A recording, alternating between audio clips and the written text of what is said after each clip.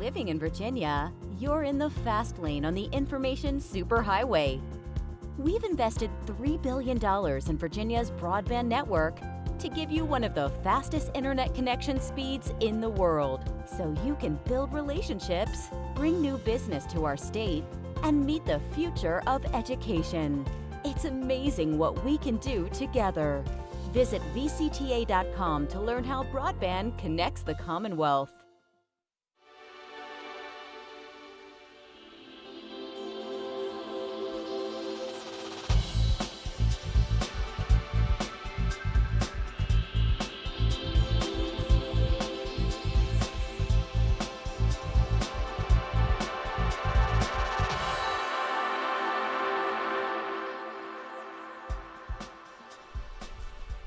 From the General Assembly and the City of Richmond, I'm Woody Evans for Cable Reports, brought to you by the VCTA Broadband Association and Cox Communications, connecting Virginians to their government. We're really pleased to have three members from Tidewater, Hampton Roads, the 757. All right. Delegate Don Scott, good to see you, sir. Thank you. Good morning. Thank you. Senator Lionel Spruill, good morning, to see sir. you. Delegate Cliff Hayes, Mr. Chairman, good to see you, sir. Always a pleasure to be here, Woody. Always. Delegate Scott, you're a freshman member, fast approaching. Actually, it's a week from today is crossover. I'm sure you're real excited.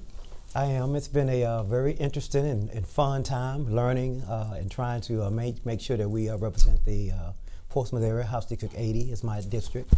There are a lot of issues here that affect my constituents, and we're just trying to make sure that we look out for those issues that they care most about. You have a zip code that is somewhat infamous, as I understand it. Is it 23407? It's 23704. Okay. It has the second highest incarceration rate per capita in the United States of America. Oh, wow. So, it's an issue that I think that, mass incarceration, criminal justice reform, it really impacts our city. And it's one of the reasons that I ran. I get to speak to those people every day who are impacted by the system. And hopefully we can make the system more equitable and more fair, and that's what I'm working on. Great. Senator Spruill, how are things going on in your district? Great. I think doing a lot up here and we're getting things passed. Now that the Democrats are in control, our goal is to get something done. It's nice to be in the majority, but what good would it be in the majority if you don't get something done? The people want to get something done. Nice to say that we love your party, what have you. What have you done? So that's what we're doing on both sides of the aisle, the House and the Senate. We're getting things done. Great, and you're getting things done on your committee, Communications, Technology, and Innovation. That's right. We're excited about chairing that committee.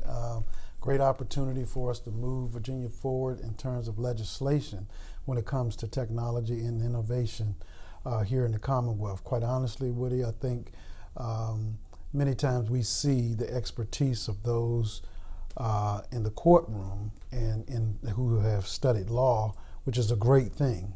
But then there comes those issues at times that we need certain expertise on. And in this day of the Internet of Things, artificial intelligence, broadband, coding, you name it, all of these issues centered around communications, technology, and innovation, we need to have a certain level of expertise on that committee to deal with that legislation as it's coming out. And already, we're excited about the fact that Madam Speaker Eileen Fillicorn saw and had the wisdom in pointing certain pieces of legislation to this committee that historically had gone to other committees only to find that they weren't able to actually deal with that legislation. And so this year we have actually, and actually I want to say that the new delegate Scott has done a tremendous job serving on that committee along with me, and his work in the subcommittee has just been profound as well. And so this year we have actually taken in more legislation in this committee than all of probably the last 5 years combined that have gone to that committee. Some very important pieces of legislation have come into the committee. We've been able to dispose of that which we should have, some of which needs to be for further study. And of course, we've passed out that legislation that deserves to pass out.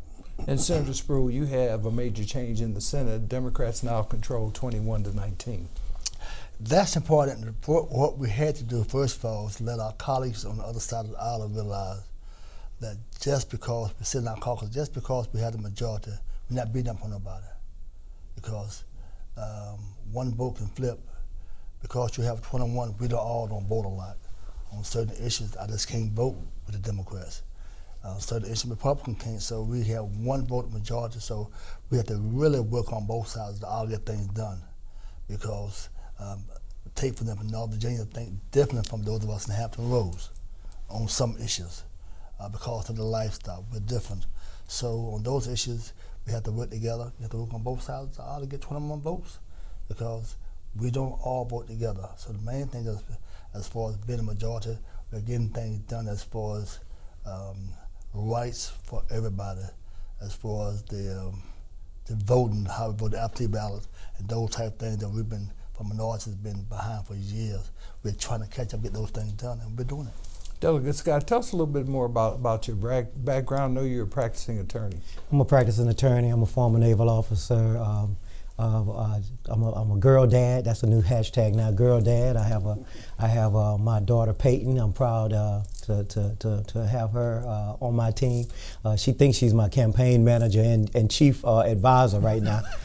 She's 11 years old. My wife, Dr. Melinda Colson Scott, she's a dentist, so we both own our own businesses. So we understand the challenges that people have from the top to the bottom, from raising a family to trying to make sure that you do the things that you need to do to keep your business going, and make sure that you stay out of the way of the government, and make sure you pay your taxes, and make sure you contribute to society. My wife and I figured it out one time. We've paid, like in the last few years, we probably paid well over $1 million in taxes, just in between payroll taxes and personal taxes.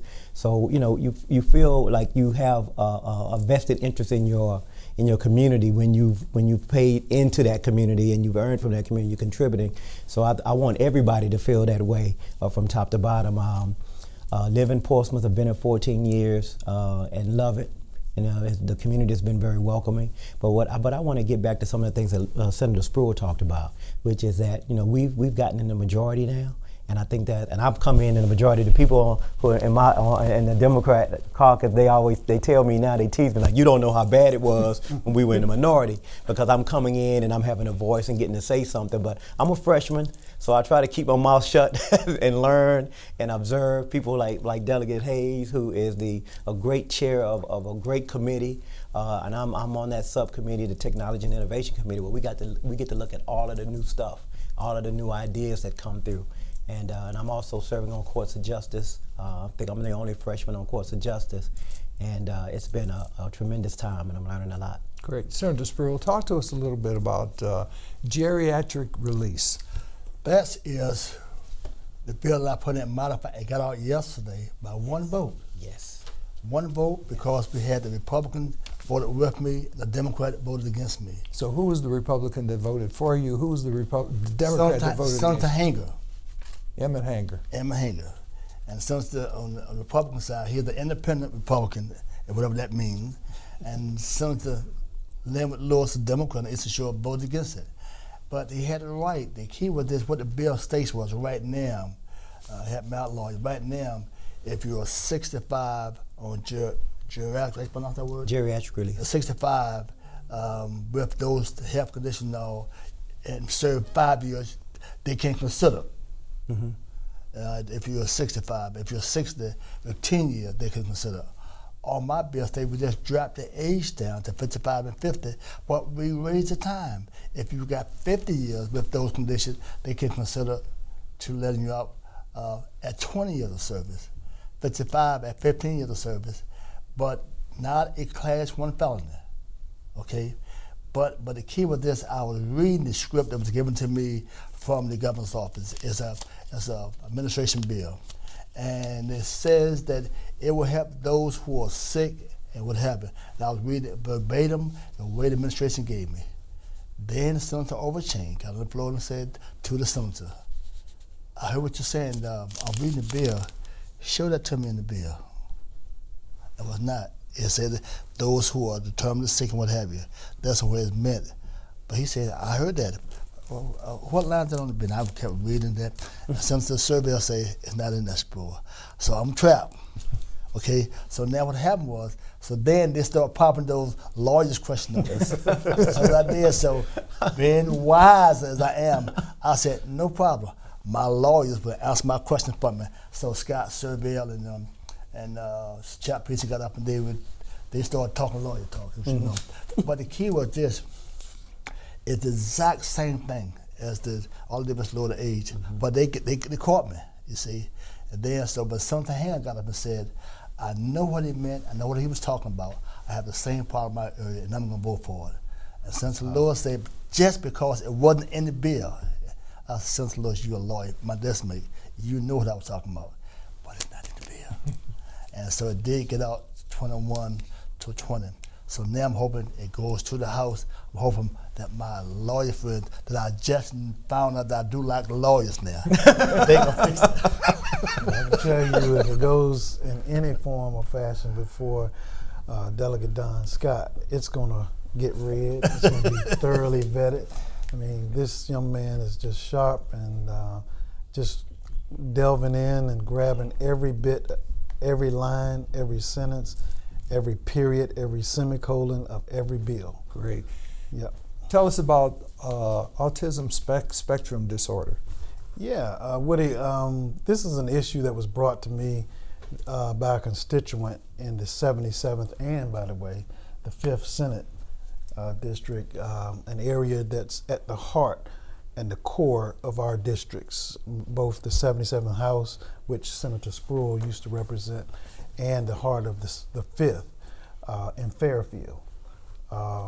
Young man that we grew up with has a son of special needs, and he is he's on the autism spectrum disorder space. And a young man is now at the age of 27, and he came in and then brought some other parents with them who also have children on that. And when I say children, I'm talking about they gave birth to the individuals. Some of them are of age of, I think one was 35 years old.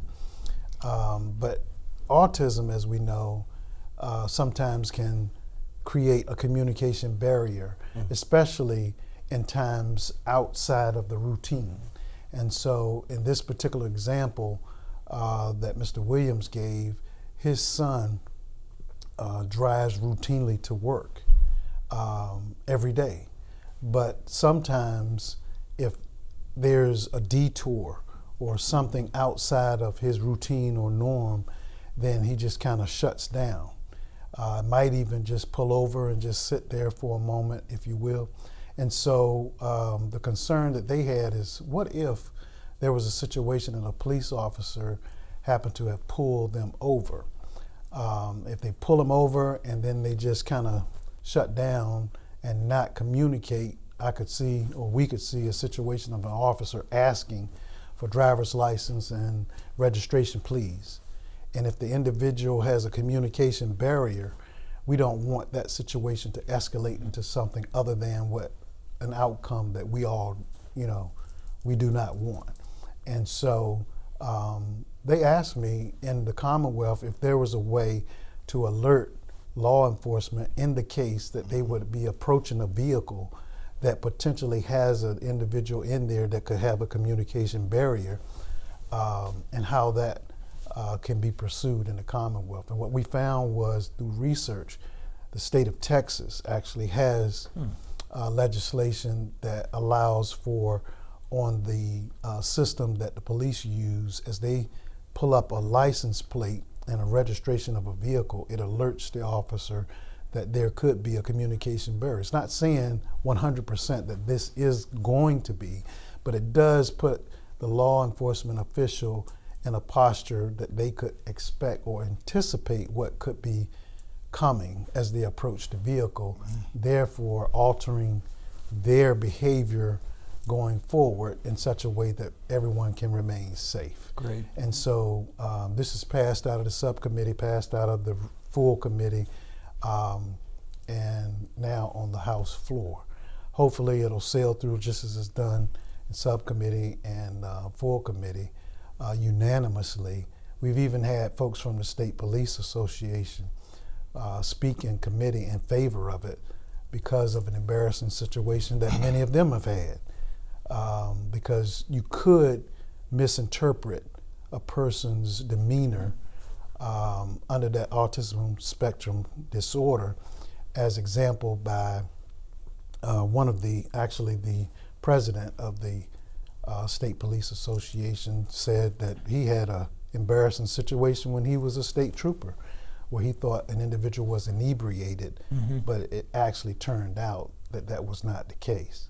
So we're hoping to favorably be voted on unanimously in the House, and then when it gets over in the Senate, we're going to hand it off to our senator, and he's going to carry it across the goal line. Yes, sir. He's going to carry it Yes, across the sir. goal line. Yes, sir. Yes, sir. I got you. Delegate Scott, I see you're already tackling one of the issues that have impacted your communities for a long time, and that's the question of tolls. Oh my God.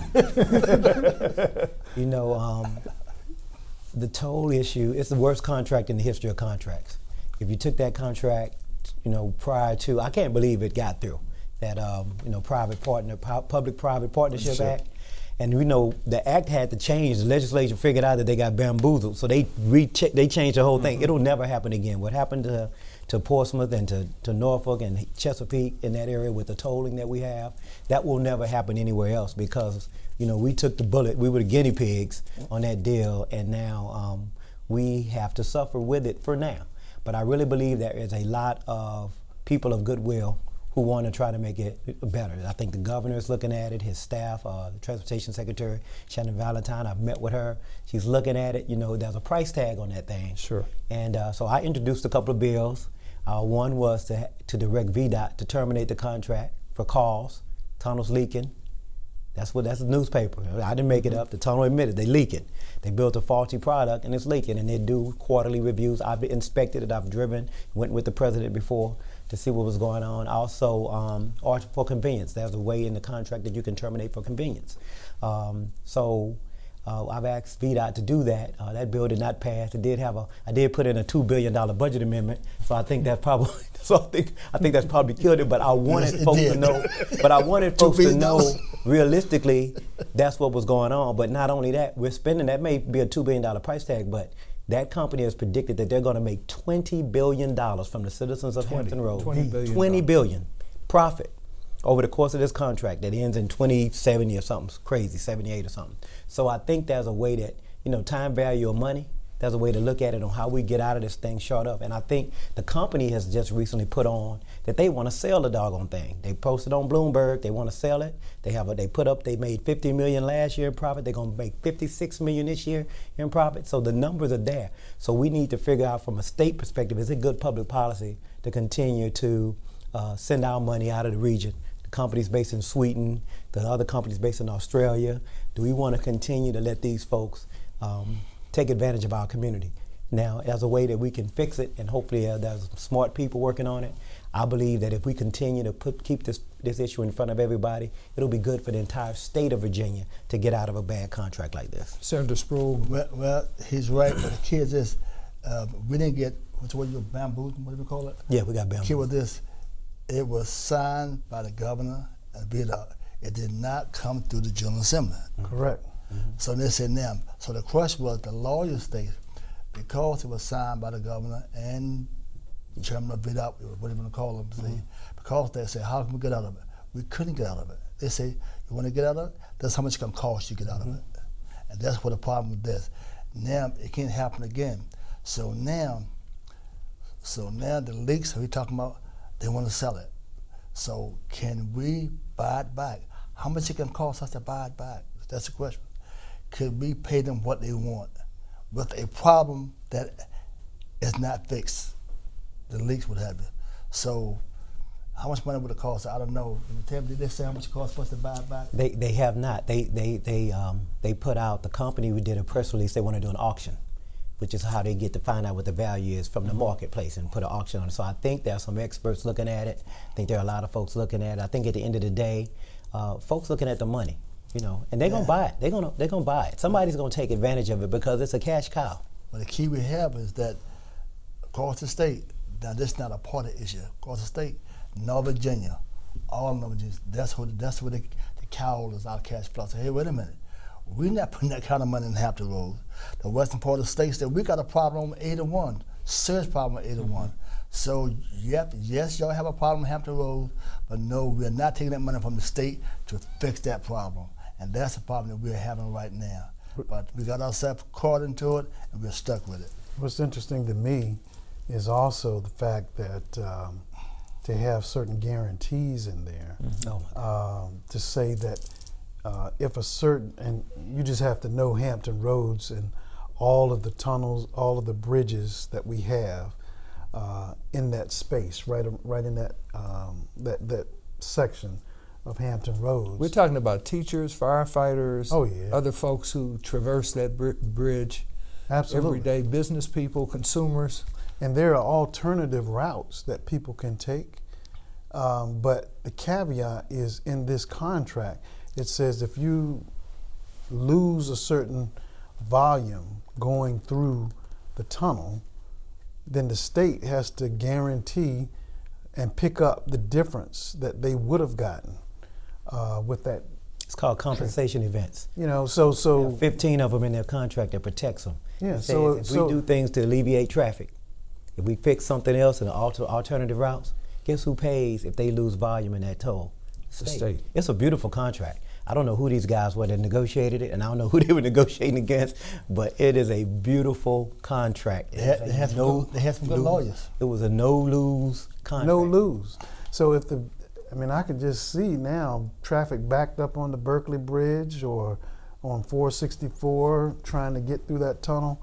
If there's a backup, and whether you're coming through that area and you need to get to the city of Portsmouth and you decide, I'm not going to wait in this traffic, I'm going to go to the Jordan Bridge or the High Rise Bridge or Military Highway over the Gilmerton Bridge, if you and some other folks decide that they're not going to do the downtown or midtown tunnel and go a different route, now all of a sudden you're in that group that's calculated that you potentially would have gone through there. And so now, because you took a different route, there are less cars going through the downtown tunnel. So that's one of those And the compensatory state- events. Lionel is going to pay for you. So now, Lionel has that's to a pay problem. for you. That problem now, so you got to pay because not enough traffic on that. But you can put it on the High Rise Bridge and the Gilmerton Bridge. Guess what? Now that's backed up. So we have a problem. What about sea level rise in your districts? Yes. In How Norfolk, big a problem is that? Norfolk is a big problem. Norfolk, we spoke earlier, it was fixed. It's not quite fixed.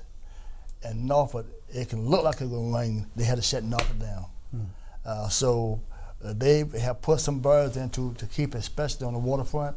They have done something, but it's not really fixed yet. It can flood if it rains a good 20, 25 minutes in Norfolk. You got to shut it down.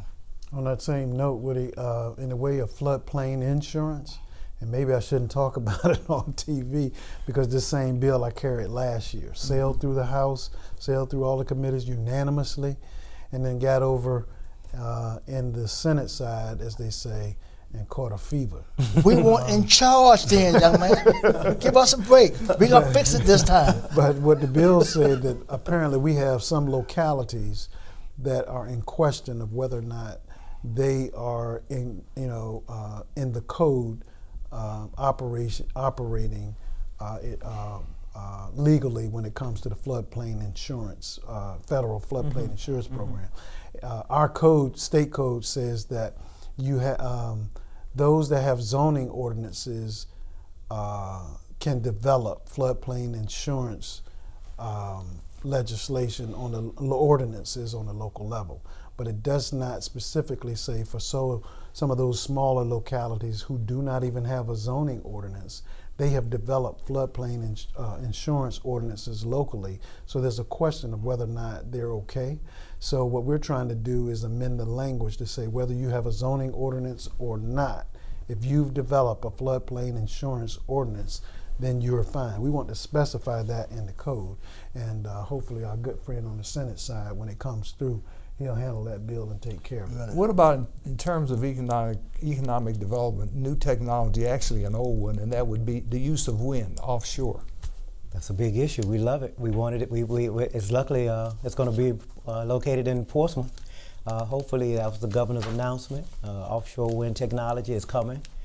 It's a clean energy bill. I think it's a job creator. It's a new training and new technology creator, and you have to do the work locally, which is beautiful because those things are too big to transport. So you got to put them on site, you got to prop them on site, you got to build them out on site. So I think it's a great opportunity. I'm hoping that it'll impact our community in a positive way. Delegate Hayes has been leading part of that charge on offshore wind technology, and Senator Spruill. So I think it's a great opportunity. We have 2 bills. It got out of the House. We have 2 bills. I'm the chairman of the subcommittee on energy on the Senate side. 2 bills, one by Senator Mason and Senator Lucas. And they got out of the subcommittee. Senator Mason bill is the best one. We're trying to work that out. We're going to do that Sunday because it's real important. He can answer them in a minute, but it's real important that I think y'all did in the House. So, the House Senator, let me finish that. Okay. So they done by that, but we got to make sure that those is really important. He can explain in a minute. It's really important that we get those things done Sunday. We got it because Sunday is the deadline as far as we're concerned, as far as commerce and labor. We have 2 energy bills, windstorm bills, one by Mason and Senator Lucas. We're hoping to put those together and get them out and send it to the House. I'm sorry. Right. So on the House side, the bill that I'm carrying mirrors the bill that Senator Mason is carrying. And as Delegate Scott as well as Senator Spruill mentioned, this is a game changer, not only for Hampton Roads but the Commonwealth. You're talking 37,000 jobs. 37,000 jobs by 2034, I think it is. Enough energy to light up 1.3 million homes. So we're talking 5,200 megawatts of energy, some of which would be derived off of the shore of Virginia Beach into federal waters, some right off the coast of North Carolina and Duck there in the Outer Banks. That would be funnel or pipe right into the grid here in the Commonwealth. And so we're talking about some game-changing situations in terms of energy, clean energy. What a great opportunity we have. We have, as Delegate Scott mentioned, we have the maritime industry already in Hampton Roads. Some of those same trades and skills can kind of parallel what would be needed for the maintenance and the operations and installation of the wind turbines and the parts that they have. Because right now in the U.S. what we're doing is shipping and barging in all of the parts from Europe, and we would have that opportunity to do so in Hampton. Great. Well, thank you all for being here. Cliff Hayes, Lionel Spruill, Don Scott. Good to see you and good luck. Thank you. Absolutely. Thank you. Thank you for watching Cable Reports, brought to you by the VCTA Broadband Association and Cox Communications. Until next time, I am Woody Evans.